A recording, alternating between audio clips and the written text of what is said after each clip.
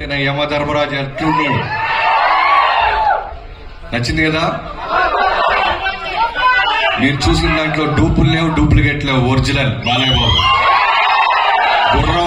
గుర్రం ఎక్కింది ఆయనే, నడిపింది ఆయనే, గ్యాలపించింది ఆయనే, యుద్ధానికి వచ్చేది కూడా ఆయనే. ఒరిజినల్ షాట్స్ అన్ని మీరు చూసినాయి.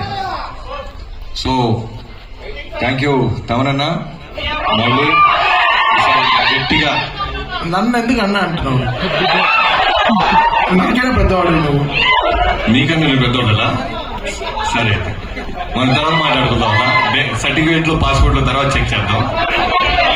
సో ఎప్పటి నుంచో మీరు పేషెంట్స్ గా వెయిట్ చేయడం, థ్యాంక్ యూ సో మచ్. ఇంత క్వాలిటీ ఇవ్వటానికి ఏదో రెగ్యులర్ సినిమా లాగా మేము ఎవరూ చూడలేదు. నేనైనా నాగవంశీ గారైనా మొదటి నుంచి ఈ సినిమా అనుకున్న దగ్గర నుంచి ఇప్పటిదాకా బాలయ్య గారు చేస్తున్న సినిమాలు ఏంటి, ఆయన ఫిల్మోగ్రఫీ ఏంటి, ఆయన సృష్టిస్తున్న రికార్డ్స్ ఇవన్నీ చూస్తూ దృష్టిలో పెట్టుకొని ఎప్పుడు చూడని బాలయ్య బాబుని అంటే మీరు చూస్తున్నప్పుడు ఇన్స్టాంట్ గా మీ వైబ్రేషన్ చూస్తున్నాను.